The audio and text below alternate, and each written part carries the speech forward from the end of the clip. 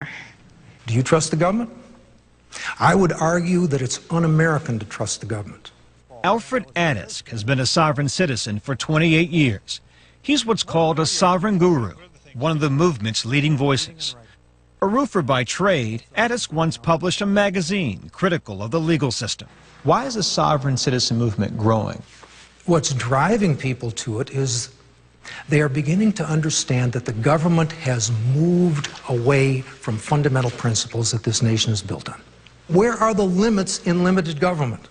The sovereignty movement is attempting to rediscover those limits and reassert them. You're eligible for Social Security? Yes, sir. Do you collect? No. Why not? If you take these benefits, you wind up being in the status of a subject rather than a sovereign. You pay taxes? When they're due.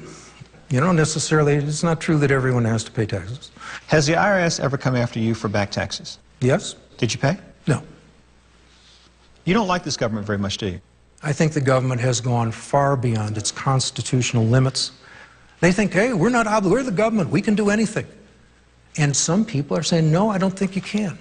Adisk, like other sovereign gurus, shares his views on the internet.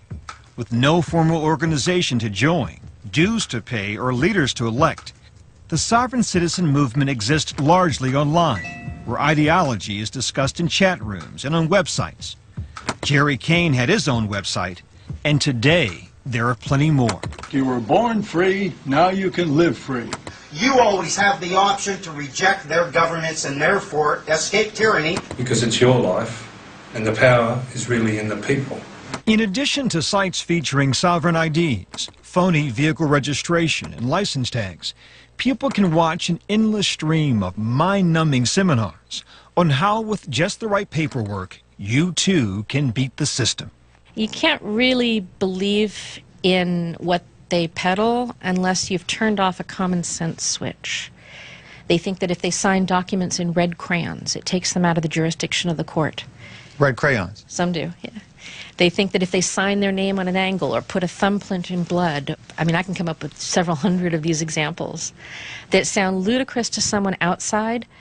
To the people within the movement, they make perfect sense. But when those efforts to beat the system fail, a sovereign citizen will often seek retribution. The weapon of choice is paper. For example, when a sovereign has a run-in with the law, they might file a lien or financial claim against the personal assets of the police officer or the judge involved. It's easy to file. You don't even need a lawyer. The sovereign never collects, but the target of the lien can have their credit ruined. The practice has been called paper terrorism. I have liens against me in 3 states in this country for $500 million. $500 million with a B. Yep. Robert Vosper is the town justice in tiny Rosendale, New York. He thought there was something odd about a defendant named Richard Uoa, who appeared in his courtroom over a misdemeanor traffic offense. Uoa refused to cooperate during his arraignment, so Vosper set bail. And that's when Uoa inundated Vosper's court with paper. If a lay person looked at it, you would say, boy, this guy's pretty good. Look at all the law in here. But you looked at it and thought what? Gobbledygook. Eventually, Uoa and 2 other sovereign citizens filed liens against Judge Vosper and other local officials in excess of $1.24 trillion. The 3 men were convicted on federal mail fraud charges. But when Vosper learned one of them had contacts with associates of Jerry Kane at the West Memphis shooting, he increased security at the courthouse and took some personal measures. I've been a justice for 20 years. I worked 30 years in the penitentiary system. I'm scared. But you're a guy from Queens. You don't scare easy, right? No. 30 years in the penitentiary, I never felt I had to carry a weapon. I've been carrying a weapon for 1.5 years. Because of your encounter with this sovereign citizen? Yeah. I slept with a gun under my mattress for the last 1.5 years. Another reason for Vosper's concern is the marked increase in violence associated with sovereign citizens, much of it directed at police and judges. A South Carolina sovereign citizen awaits execution for killing 2 lawmen in a standoff. In Texas, a sovereign faces attempted capital murder charges in the shooting of 3 men, 2 of them sheriff's deputies. And an Alaska sovereign citizen and 5 others are charged with plotting to kill 2 judges, state troopers, and an IRS agent. Alfred Adisk told us he's never advocated violence, Yet listen to what he said on his internet radio show. We do not have the right to keep and bear arms so we can go duck hunting. We have the right to keep and bear arms in order to shoot our own politicians. We have the right. You said we have the right to keep and bear arms in order to shoot our own politicians.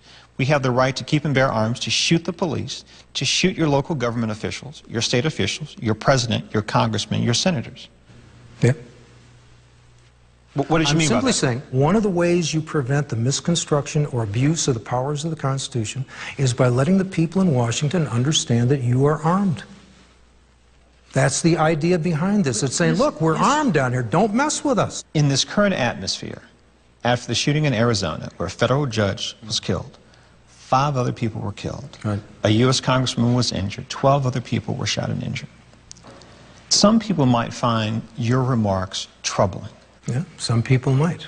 You know, I find it troubling that the government would try to restrict our right to keep and bear arms.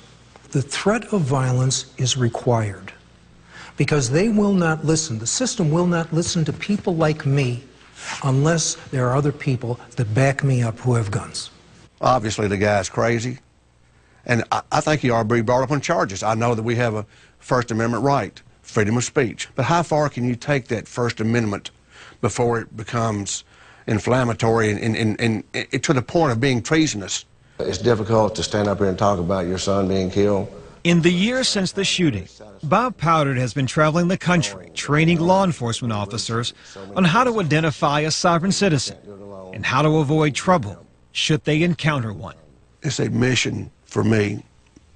Who better to deliver the message than someone that has lost so much? Sovereign citizens have a history of going after law enforcement who give them a hard time. Oh, I hope they do. If they want to come after me, I am very easy to find. The police chief in West Memphis, Arkansas, 7 miles west of Memphis. If they want to come after me, I have absolutely no problem with it and might even like it. Go to 60minutesovertime.com to hear more about the sovereign citizen movement